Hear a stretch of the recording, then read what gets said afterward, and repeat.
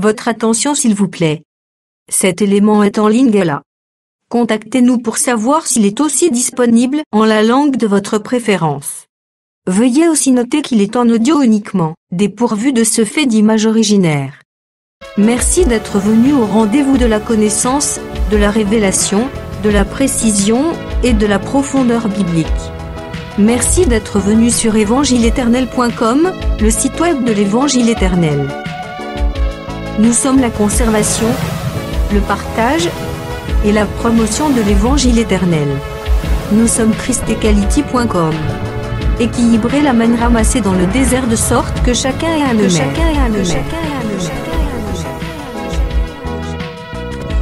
Pour nous encourager à continuer à vous servir, nous ne vous demandons pas grand-chose, sinon de souscrire à l'une de nos YouTube channels qui correspond à votre version linguistique.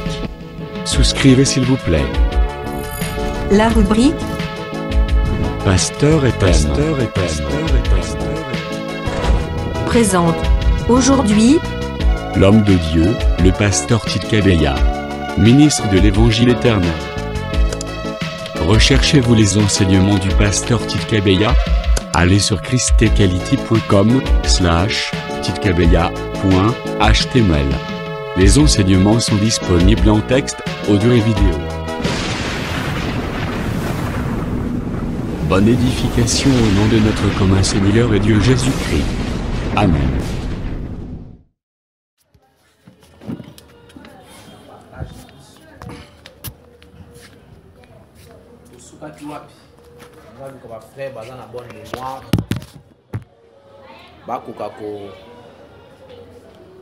Pour rappeler biso mukie isika tosukaki otokoka na ko avancer.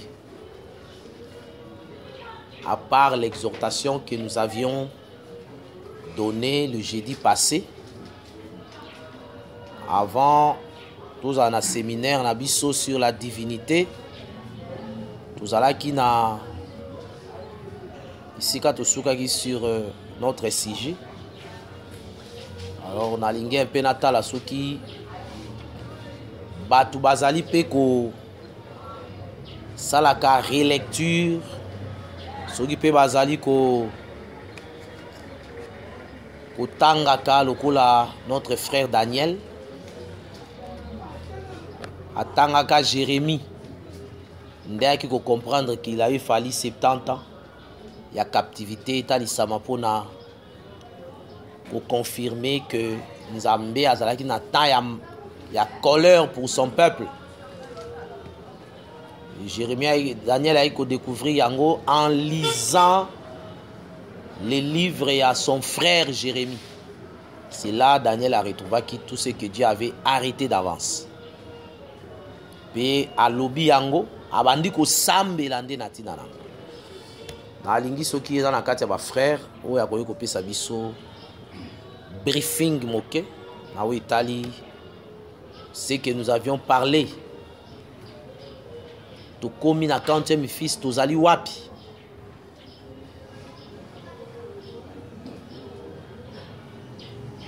nani akoyi ko salela biso résumé.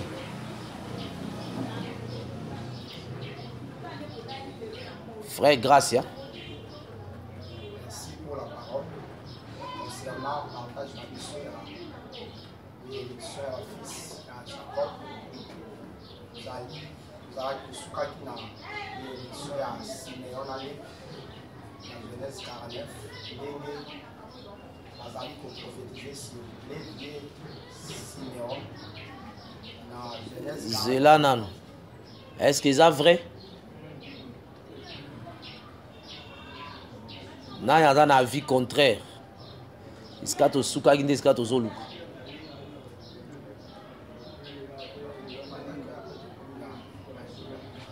Nana pour ça ici quand tu souka qui ndé l'autre za nango besoin.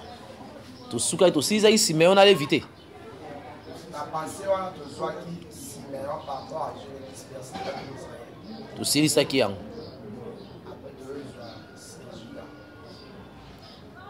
Tu sais tout temps qui peut Jida. Jida, tu recevras les hommages de tes frères. Je crois que tu le là qui a.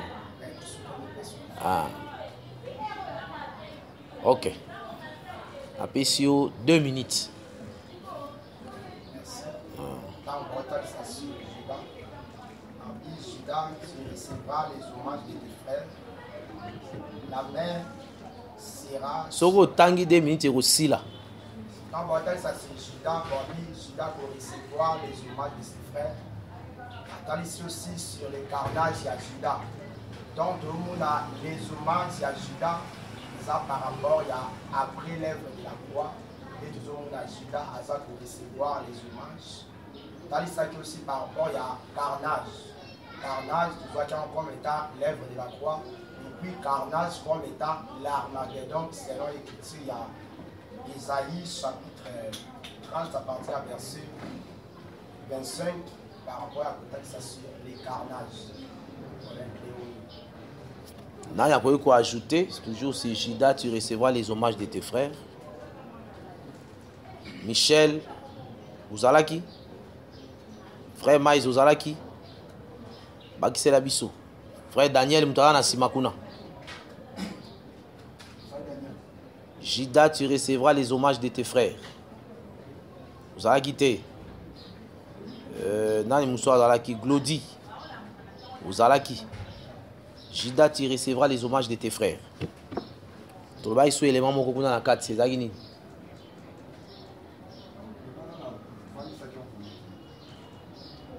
C'est kolanda ki soulité até. Frère Jado. Vous en avez idée? Frère David, vous en avez idée? Frère Glodia, vous en avez idée?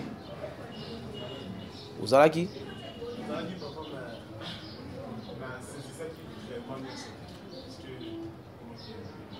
Sœur fidèle à Dalaka? Sœur Moulanga, vous en avez qui? Sœur Divine Azalaki. Sœur Hélène Azalaki. Ma Mireille pas Azalaki. Tu as bien mon tassikanaka tu partage lelo. Zambia Zalokum pour être ma Mireille Aza. Mon dit merci qu'à partage. Je crois que vous en êtes quoi Yambaye? Ok. Bon. Nalingi Olanda biso très bien parce que toi la minute muke après à tout ça na masolo na basali en Zambie. Aussitôt le belagi sur Simeon Lévi, nous avions conclu na Simeon Lévi. Bakotange la biso Genèse 49 wana. Ici ka bazobela sur les Kambuya. Il y a Jida, bénédiction à Jacob, c'est Jida. Genèse chapitre 49, verset 8. Judas, tu recevras les hommages de tes frères, ta main sera sur la nuque de tes ennemis.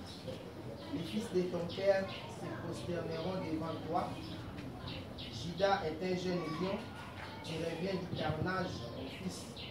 Il ploie les genoux, il se couche comme un lion, comme une lionne qui les fera lever. Les sceptres ne s'éloignera point de Judas, ni les bâtons souverains d'entre ses pieds, jusqu'à ce que vienne le Shiloh et que le peuple lui obéisse. Il attache à la vigne son âne et au meilleur sceptre les petits de son ânesse. Il lave dans le vin son vêtement et dans le sang des raisins son menton. Il a les yeux rouges de vin et les dents blanches de lait. Ok. Judas, tu recevras les hommages de tes frères. Là, les aliments Alobao Tata Loba qui avant sa mort sur Judas. À la naissance, il y a Judas. Maman Aloba Kinine. Tangoulé Aboti, 4e fils. Abakinine.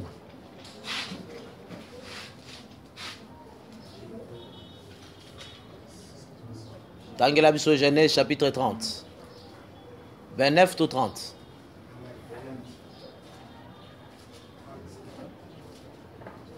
Frère Maïs, ça la rapide. Genèse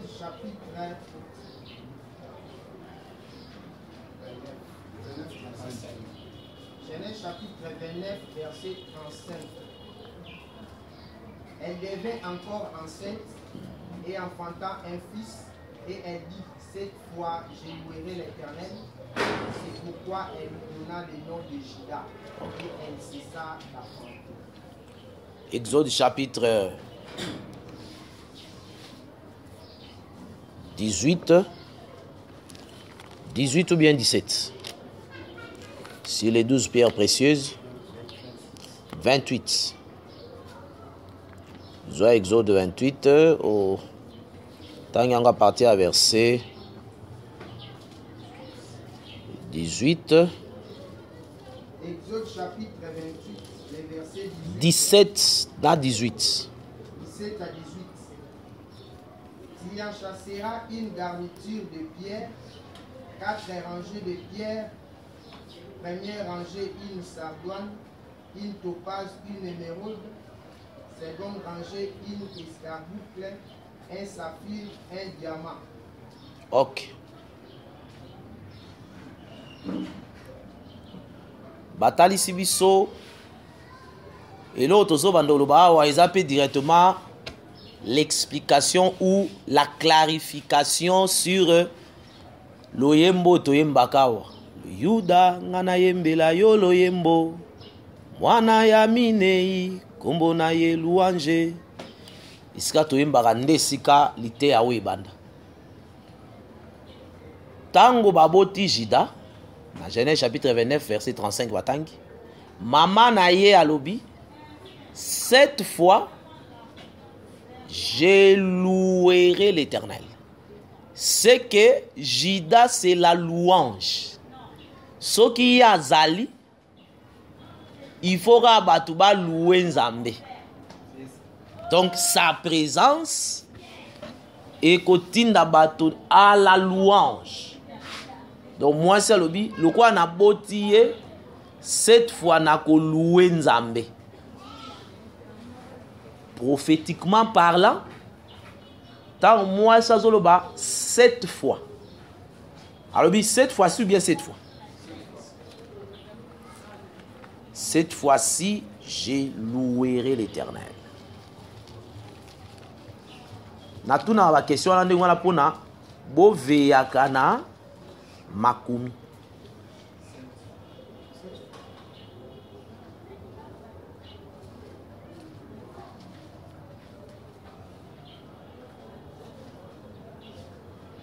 Cette fois, je louerai l'Éternel. C'est pourquoi elle lui donna le nom de Juda. Elle cessa d'enfanter. Donc, ndeba komi bongo, abi cette fois j'ai loué l'Éternel et elle cessa d'enfanter. Elle cessa d'enfanter wana. Izali na français te. C'est tout un enseignement. Quand la louange est yé, c'est fini. Isa eloko musute mwasi ya komitu misanango. Mais awa, tozo zwana pona kotalisa que tango lobi cette fois je louerai l'Éternel. C'est-à-dire tango abotaki bana misato akokaki nanu ko louer Nzambe te. C'est que les temps des 3 fils ezala tango ya kokumisa na Nzambe te. Je crois vous comprenez, temps il y a 3 fils. Tant il y a 3 fils, total ça temps il y a loi, les psaumes et les prophètes. C'est que les 3 fils Ruben, Siméon, Lévi par rapport na koya ya Juda, les 3 fils bazobima comme étant le temps et ancienne alliance. Cette fois je louerai l'Éternel. C'est-à-dire Nathan ya bana misato wana mwasi a louaki Nzambe te parce que on ne peut pas louer Dieu tout en étant na katia bana misato ya mibali. La loi, les psaumes et les prophètes, ezalaka boloko. On ne peut pas louer l'Éternel tout en étant lié, tout en étant dans la prison. Parce que Joseph étant frère naïe, bayaki, à côté de la prison pendant combien de jours? 3 jours. Bafandi 3 jours en prison. Les jours, et le belara sur les prophètes. La loi, ils ont prophète. Les psaumes, ils ont prophète. Et puis, na prophète, il y a un gros. Bah, prophète, ils ont répété les prophètes. La loi et les prophètes ont prophétisé. C'est-à-dire, tant il y a 3 jours, ils ont tant il y a 3 prophètes. La loi, les psaumes et les prophètes, ils m'ont comme 3 jours. Oyo, bandeko ya Joseph, bazaki na prison. C'est que bandeko ya Joseph, wana bazo représenter la maison d'Israël, parce que bazaki 10. La maison d'Israël. Et ces frères-là, bazaka ko représenter cette femme ici, Léa. Oya botiba na misato mais moya loué bango ezana noté. A loué nzambe na noté parce que azana on a 3 fils. Le 4e fils est en Azoya, nde Azoya kosala nini kotindika mwasi a loué nzambe. C'est que la louange ezalaka nde quand le 4e est aïe.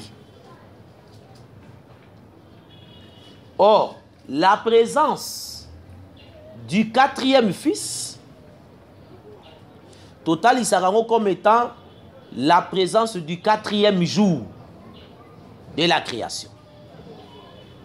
Au 4e jour de la création, nous avions vu dans les Écritures, dans Genèse chapitre 1er, la présence à liminaire. Les soleils, la lune, les étoiles. Et ça, la mission pour éclairer la terre. C'est qu'au 4e jour, la lumière est prendre corps.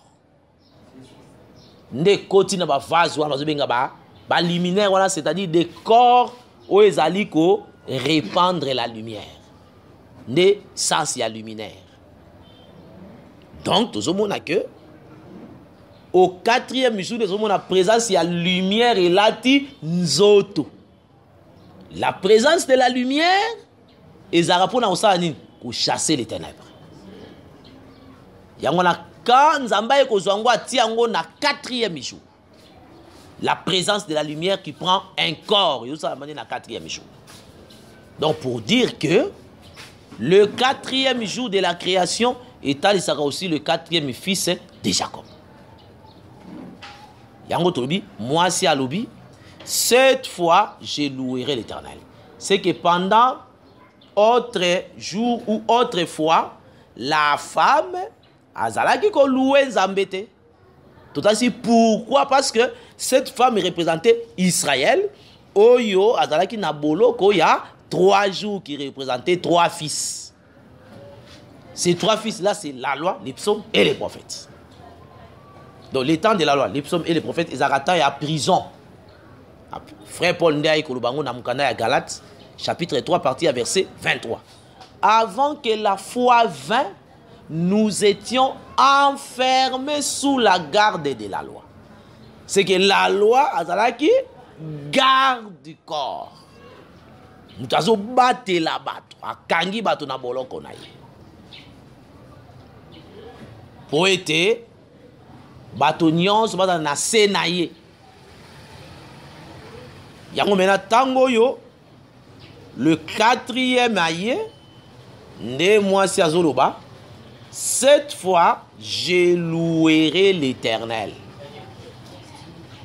Donc total ici que les 3 fils là bazo représenter 3 jours.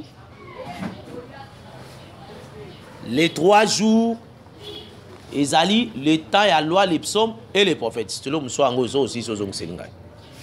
Ah, ok. Ils sont noirs, hein? Donc,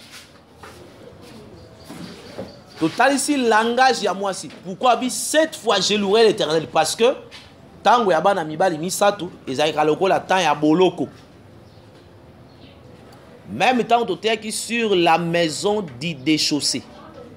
Tout est on a conclusion et enseignement nabiso sur la divinité tant qu'on atterrir pour résumer notre enseignement.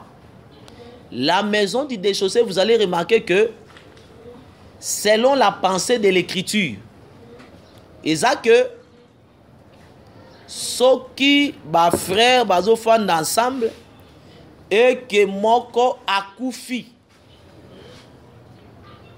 na kati na mango aboti na mwasi na été le frère du défunt a kozwa sa femme soki oye na mukanda ya Ruth, je crois boyebi que Boaz n'a racheté qui la femme. Maintenant Boaz tango azo racheté Ruth ezalaki déjà na sima ya matanga misatu. Je crois oui que matanga misatu les gars qui avant ba la Ruth. Maclon, Elimelech, Maclon na Kiljon. O bazalaki Elimelech tata, Maclon na Kiljon bana. Tata na bana na nyonso bakufi. Nde na sima Boaz azobima. C'est Boaz tango zoya kozwa Ruth. Il faut que que mobali naye akufa aboti naye te. Donc ceux qui maclon to kiljon ba bota kina basi wana Ruth to na orpa Bible baby. Parce qu'il fallait que Ruth ba racheter. Mais selon la loi, il y a Lévira et ça que moi si wana bazana mobali akufi baboti te. Yango monikuna mobali ya Ruth pe akufa abota na yete. Nde fallait le Ruth dans lié toujours na kati ya libota wana. Yango Boaz azot maloko la proche parent. C'est que na mukanda ya Ruth baota lisabiso Boaz azot ma comme étant les parents ndeko ya mobali na ye. Mais so ta na écriture Boaz azalaka ndeko ya mobali ya Ruth te. Azalaka ndeko ya tata ya mobali ya Ruth. Totanga yango nanu.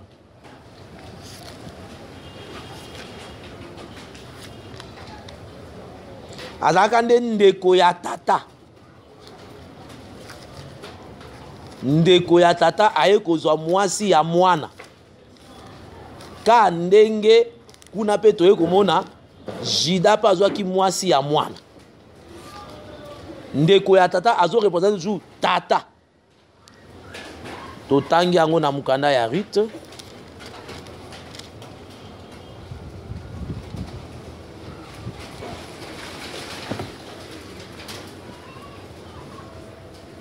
Chapitre 2, banda partie à premier, qui nous a deuxième verset.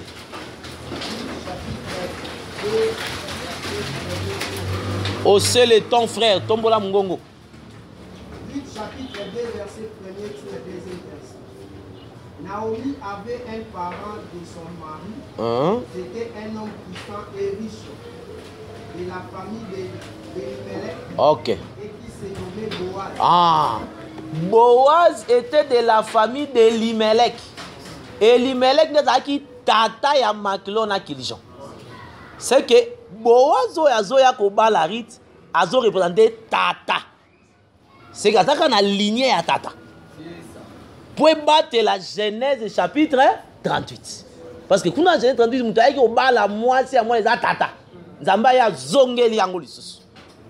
Donc tata azoya pour ya kobala mwasi oyo mwana balaki akufi atiki. Ba kobala.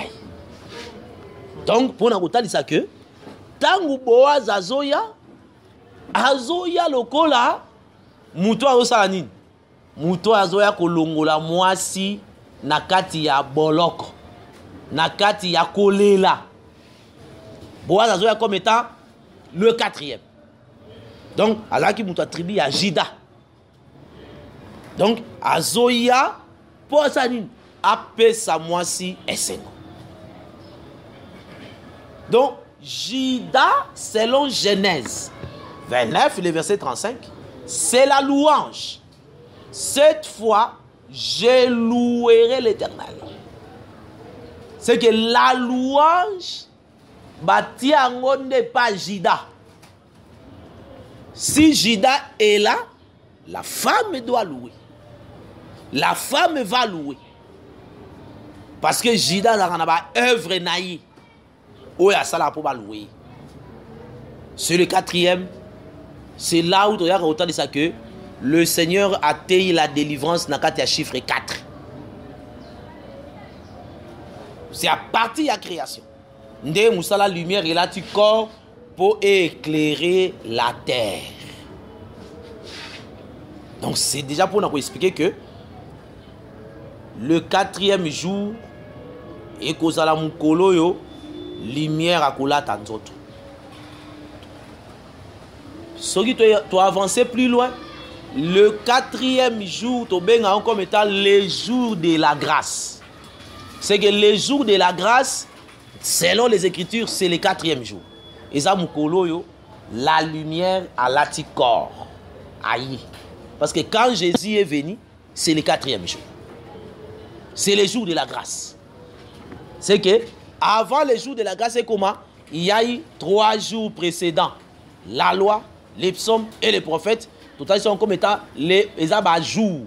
Les prophètes. La loi, c'est les prophètes. Les psaumes, c'est les prophètes. Et les prophètes aussi, c'est les prophètes. Donc, 3 jours après, le 4e jour, c'est le jour de la grâce. Les jours du salut, parce que Dieu avait annoncé un jour. Yango moni, Esaïe azote a yango. Même les frères Paul Azoloba, au jour, c'était, c'est couré dans 1 Corinthiens combien?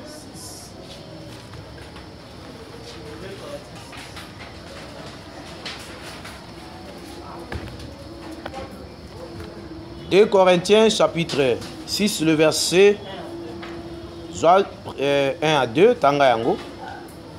2 Corinthiens chapitre 6, verset 1 à 2. Puisque nous travaillons avec Dieu, nous vous exhortons à ne pas recevoir la grâce de Dieu en vain. Car il dit, au temps favorable, j'étais exaucé, au jour du salut, j'étais secouru. Voici maintenant les temps favorables. Voici maintenant les jours du salut. Ah, Tanganguna Esaïe chapitre 49.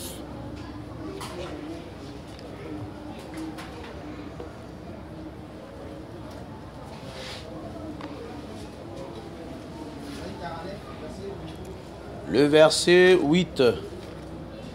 Esaïe chapitre 49, verset 8. Ainsi parle l'Éternel.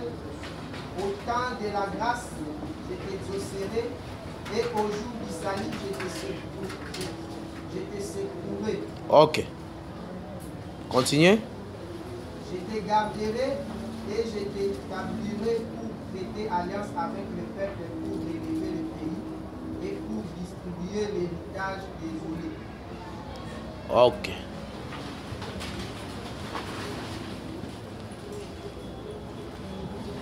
Au temps de la grâce, je t'exaucerai. Et au jour du salut, je te secouerai. Donc, le temps de la grâce, c'est ça le jour du salut. C'est que Dieu avait annoncé un jour. Les jours de la grâce. C'est le 4e jour. Les jours de la grâce.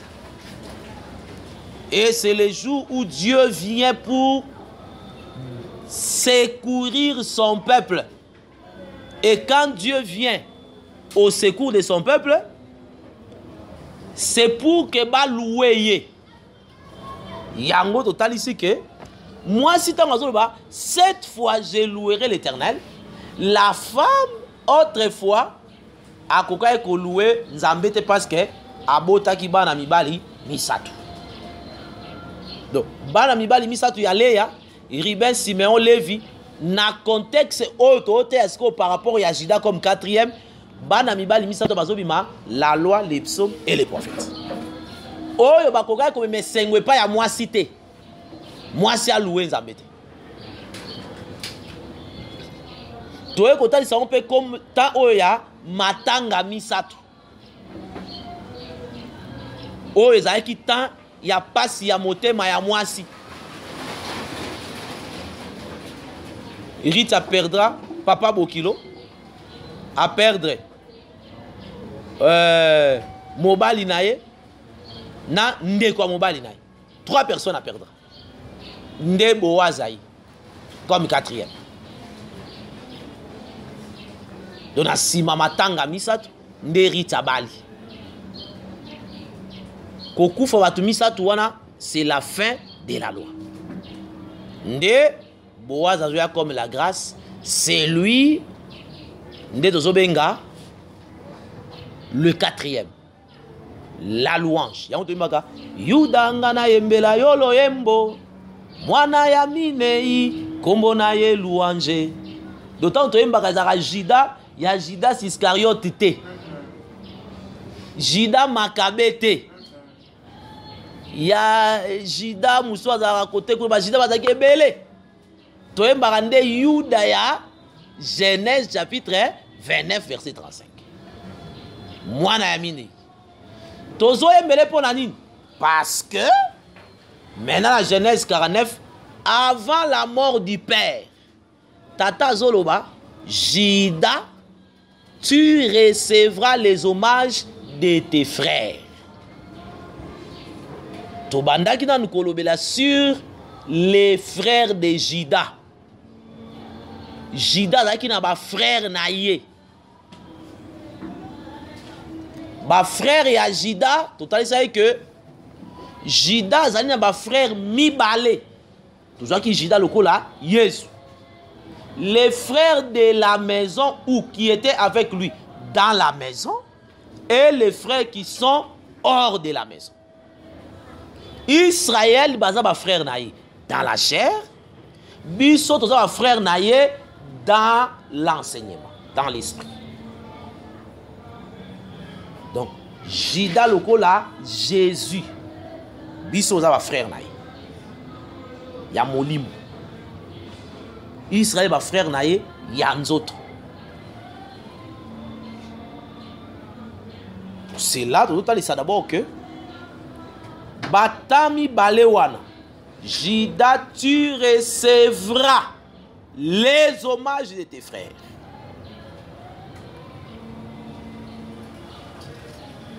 Et là que Jacob a lobby, ezalaki pe sous une autre forme déjà vu nakati ya songe ya Joseph. Je crois que bo tangi songe ya Joseph. Joseph wana pas représenter kamakamba ebisa ki Jida. Yepe abikela yango. Ayebisi bande kone na loti ndoto tozali ko lié ba gerbe. Mais abi ma gerbe esali nini? Abi nini? Balobi nini frère répété écriture. Bandela Daniel, abi nini?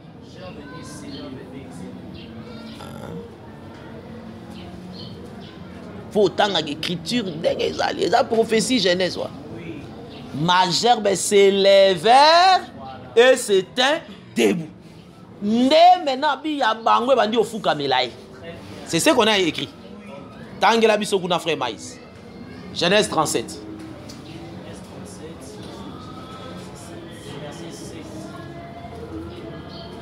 Genèse chapitre 37, verset 7. Verset 5 à 7. Verset 5 à 7. Joseph vit un songe et il les raconta à ses frères, qui les haïrent encore davantage. Il leur dit, écoutez donc ce songe que j'ai eu. Nous étions alliés des gerbes au milieu des champs, et voici ma gerbe s'éleva et s'éteint debout. Ok. Hein, continue. Et vos gerbes l'entourèrent et se prosternèrent devant elle. Ok. Ma gerbe s'éleva et s'éteint debout. Bango va interpréter que gerbe wana eza ye. Yoka. Elo bande kono baba bagini. Verset 8. Ses frères lui dirent, est-ce que tu régneras sur nous? Est-ce que tu nous gouverneras? Tu wana nde gerbe. C'est que ban frère va interpréter que gerbe eza yo. Est-ce que tu nous gouverneras? C'est que balimbo lindo ton deko na bango alobi. C'est que la gerbe c'est toi. Maintenant, tant que Joseph alobi, ma gerbe s'éleva et s'était debout. C'est-à-dire la gerbe était endormie. Gerbe là là qui? Oh, kolala ya gerbe, c'est ça la mort. C'est que avant que Joseph, ba frère na ba ya ko entourer ye, ba koka ko vénérer ye, il fallait d'abord alongwa na position ya kolala. C'est que alala qui maintenant a telemi debout. Côté les ma debout, ils ont la position, il y a force. Ils ont la position, il y a force, ils ont debout. Yango, frère Paul Alouteya, Aloupe ça, tu retiens en garde à que ceux qui ne déconnent pas, toi qui es debout. Vous savez, donc, ils ont debout. Et ça, vous avez une position, il y a force. Vous avez debout, et ça, une position où vous allez inébranlable. C'est ça la vraie position. Donc, tout le monde awa, Joseph Wazoloba, ma gerbe s'éleva et c'était debout. Donc, gerbe tant que vous allez se lever wana nde totalisa ke ezaki na position ya kolala ezotelema ya monyo na ndoto ezaki ya kotelema ya kolala etelemi tango ekomi debout nde ba gerbe bandeko na ye eye kofukamela ye. Donc nde totalisa ke Joseph wana azo représenter Juda oyo aozwa hommage ya ba frère na ye abi vo gerbe ye ko se prosterner ba gerbe na bango wana bandeko ne ba interpréter que gerbe moko eza yo pe ba gerbe mso ezali biso. Or quand est-ce que bandeko ne bazoya ko prosterner liboso na ye bazoya tango yo a se lever a eu position à se lever. Tant qu'on se lever, a telemi debout. Maintenant, dès que somona, ba frère na ye, ba se prosterner. Et loko Joseph amoni wana, na songe nde yango ye ko salema. Tango yo, bande kone bakangi ye. Babouaki na libulu après abimi na libulu ndi aza ko accomplir makambo amoni na vision abimi na libulu na sima ko bima na libulu a Ken Égypte. C'est là est-ce que n'a ko koma debout wana to zui yango par rapport ya bande koné abomi pe ba teke c'est en Égypte ake ko régner. Mais toya kapé ko talisa que tango azo utapé na prison azo bima aye ko pesa explication et ememi na gloire nyos. C'est toujours la résurrection. Akufaki après asekwi. Pessier abandi kopé cette explication. Donc c'est là total ici que likambo ya hommage Jida koyi kozwa te soki nano Jida a nyokwami te. C'est là que nous avions dit la fois passée que Jida, tu recevras les hommages de tes frères. Tu reviens du carnage, mon fils. C'est que tant que Jacob azoloba en pêle-mêle. Ma profession est en ordre interne, c'est en pêle-mêle. Donc, Jida, à cause de hommage, te soki nano a outi carnage te. Tout à l'heure, carnage na aspect mi balé. Nous voyons carnage comme étant l'œuvre de la croix. Tozupe carnage comme étant l'Armageddon. Et puis, donc on a plus loin sur le côté, ça aussi carnage comme étant Gog et Magog. Ils ont toujours habillé Tumba. Oh, il y a un Nzambe à Kobunda Longa. Mais, tous dans nous, carnage, il y a l'Iboso Lokola, l'œuvre de la croix.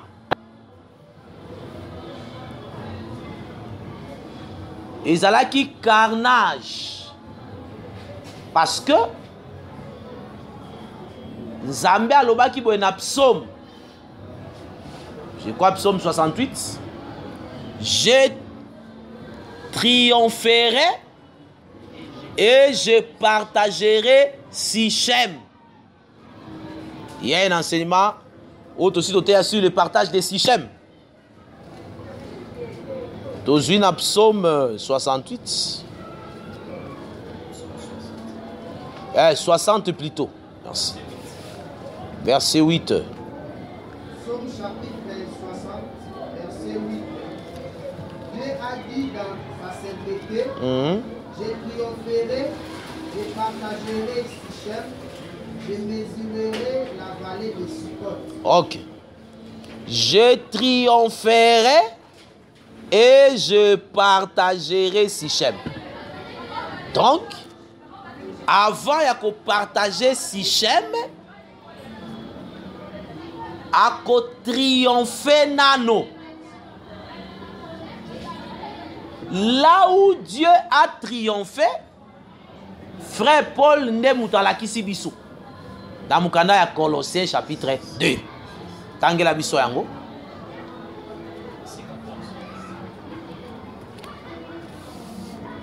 Dieu a dit dans sa sainteté, j'ai triomphérai. C'est que Nzambe a prophétisé que akobunda pe akolonga.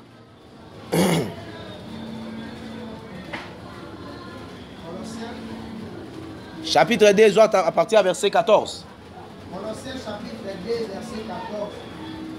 Il a effacé l'acte dont les ordonnances nous condamnaient et qui subsistait contre nous. Et il a détruit en les croix à la croix. Continuez. Il a dépouillé les dominations, les autorités et les a livrées publiquement en spectacle, en triomphant d'elle par la croix. En triomphant d'elle par la croix. C'est que le frère Paul a dit que la croix est là qui triomphe Mobimba. Dieu a prophétisé, je triompherai. Nakolonga. Après Kolonga, alobi, je partagerai Sichem. Or, celui au Tamboli, parlant de Sichem, comment on a que Sichem, et Zalaki Bisika Oyo, Bakundaka Mikuwa ya Mosakoli. esika mikuwa mosako lezali, c'est une terre d'espérance. Là est cachée la résurrection. C'est que tangu Israël a mis l'Égypte, babandi kotambola te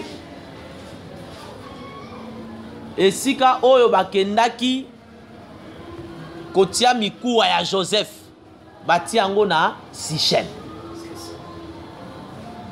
Sichem mpe ezalaka bisika oyo Jacob akenda kopemisa ba brebi na ye.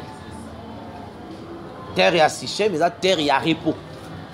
Okomona mpe eza esika oyo division esalamaka ya royaume.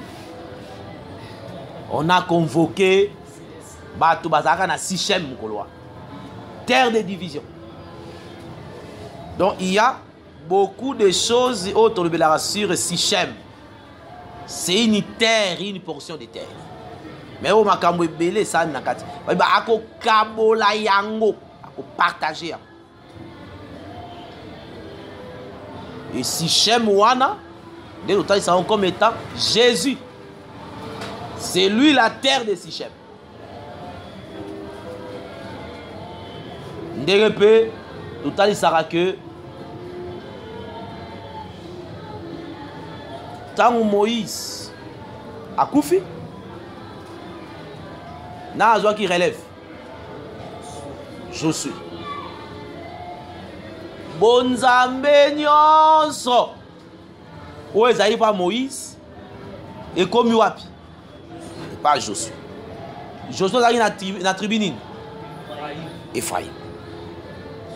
Okomona mpe ntango oyo Israël pa atamboli ti babimi Egypte, batamboli basali ti ntango bakoti na Kana batongana nanu temple te. Tabernacle ezalaki na Silo. Silo nde ezalaki na kati ya Ephraim. C'est que tant wana tabernacle ezalaki kokofana nde na kati ya Ephraim. Nzambe ntango atiaki biloko wana ezali pamba te. Parce que azali ja ko-annonce totalisaka Josué mpe lokola église aujourd'hui. Donc tabernacle qui était l'image même du Seigneur Jésus. C'est tango atamboli et si ko ya kofanda ezande dans l'église.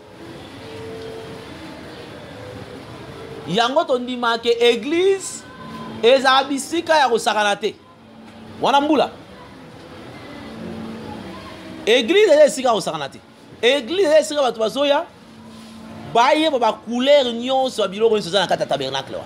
Parce que bazwaki yango bati yango na Silo, Silo ezali na kati ya Ephraim.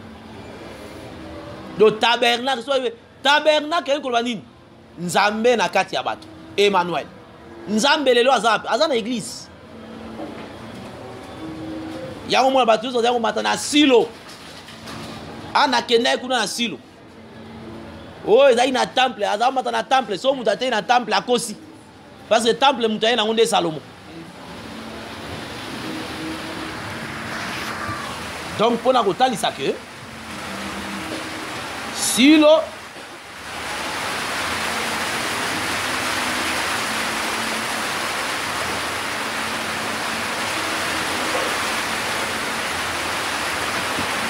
ah moula moi to forcé ko le betate hein.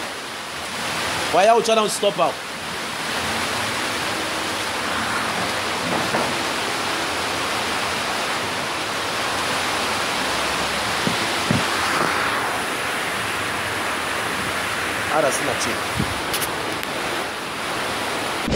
Merci d'avoir suivi ce message et que Jésus-Christ vous bénisse.